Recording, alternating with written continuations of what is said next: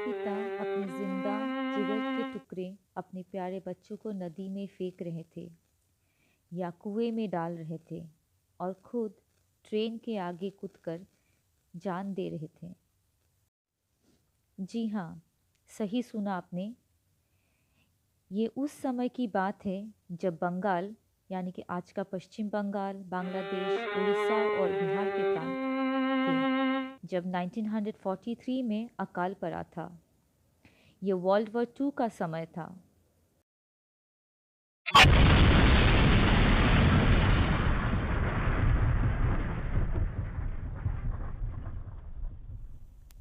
यह भारत के इतिहास की एक बहुत दुखद घटना है।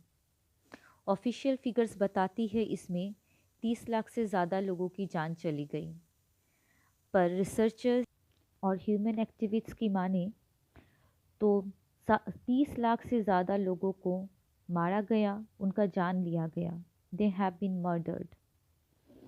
उस समय हमारे देश में ब्रिटिश शासन प्रणाली थी, जिनकी गलतियों के कारण ये दुर्भिक्ष ने और भयावह रूप ले ली। ब्रिटिश साम्राज्य ने भारत के खाने के पदार्थों को वर्ल्ड वॉर में अपनी आर्मी और यूरोप में भेजे, जिससे यहाँ खाद्य सामग्री लोगों के लिए उपलब्ध नहीं रह गई थी। लोग भूख से तड़प कर मर रहे थे।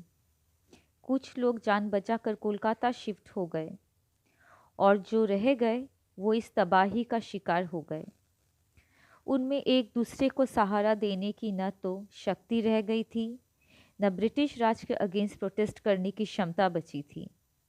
यहाँ तक कि अपने मृत परिवारजनों के दाह संस्कार करने की भी शरीर में कोई जोर नहीं रह गया था। 1942 में बंगाल रीजन में एक बड़ा साइक्लोन आया, जिसकी वजह से फसल बर्बाद हो गई थी। ये तबाही का एक कारण तो था, बट यही सब कुछ नहीं था। युद्ध के कारण खाद्य सामग्री में आसमान छू लेने वाली बढ़ोतरी हुई। गरीब और मजदूर लोग अपनी बेसिक ज़रूरतों के लिए भी अनाज खरीद नहीं पा रहे थे। ब्रिटिश गवर्नमेंट ने आर्टिफिशियल अनाज को स्टॉक पाइल बना के प्राइसेस को कंट्रोल करने की कोशिश नहीं की। रिलीफ एफर्ट लगभग ना के बराबर थी। गवर्नमेंट ने इसको लोकल इशू कहकर इग्नोर कर दिया। खाने की तलाश में लोग कलकत्ता शहर की तरफ भागे, अपनी जेवर, ज़मीन सब कुछ बेच दिए अनाज के लिए। लेकिन तब भी जीवित रहना मुश्किल था। कलकत्ता शहर के सड़क पर भूख से तड़पते लोग और बच्चों के मुरझाए चेहरे आम दृश्य थे। भूख के साथ साथ cholera, malaria, unhygienic sanitary conditions ने लोगों को अलग तरह से प्रभावित किया। ऊपर से हॉस्पिटल्स और मेडिकल फैसिलिटीज़ के प्रॉपर न होने पर भी बीमारियों से और भी बहुत लोग मर गए। कई लोग भूख के कारण मजबूर होकर अपने बच्चों को बेचने भी लगे। इस दुर्भिक्ष ने न सिर्फ शारीरिक, मानसिक बल्कि सामाजिक रूप से भी लोगों को तोड़ दिया। इससे ख़त्म होने वाले मेजॉरिटी किसान और लेबरर्स थे। मौसम विभाग का कहना था कि उस साल बंगाल में सफिशिएंट रेनफॉल हुआ था और मॉनसून भी ठीक ठाक ही था। यदि रेन पैटर्न्स को देखा जाए तो बंगाल में एवरेज मॉनसून रेनफॉल के आसपास ही बरसात हुई थी। साइक्लोन और फ्लड्स के बावजूद बंगाल के कुछ इलाकों में फूड प्रोडक्शन ठीक था, लेकिन ट्रांसपोर्टेशन और स्टोरेज सिस्टम प्रॉपर न होने के कारण जो अवेलेबल ग्रेन्स थी वो ज़रूरत वाले क्षेत्रों में पहुंचाया नहीं जा सका। यानी कि क्लाइमेटिक इम्पैक्ट लोकलाइज था और ओवरऑल बंगाल का रीजन कम्प्लीटली बैरन नहीं हुआ था। रिलीफ मेजर्स के नहीं होने के कारण लोगों तक मदद पहुंचाई नहीं जा सकी थी।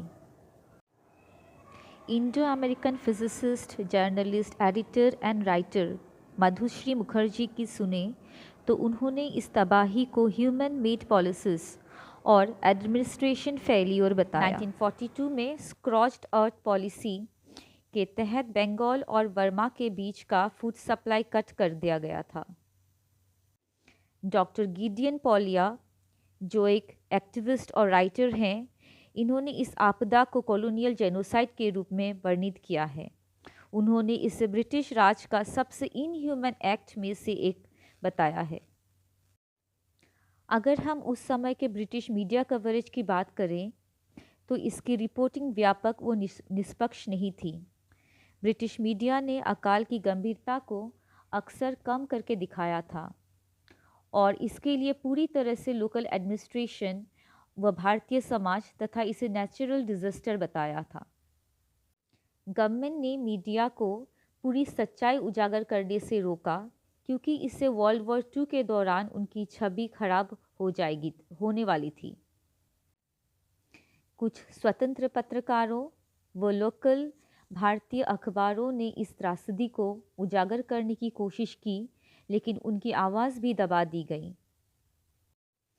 यूरोपीय जनता व विश्व को इस अकाल के भयानक पहलुओं के बारे में सही जानकारी कई वर्षों बाद मिली, खासकर जब हिस्टोरियन, रिसर्चर्स एंड इन्वेस्टिगेटर्स ने इससे डिटेल रूप में इन्वेस्टिगेट किया। आपको अगर ये जानकारी इन्फॉर्मेटिव लगी तो please do like, share and subscribe my channel. नमस्कार, जय हिंद, जय भारत।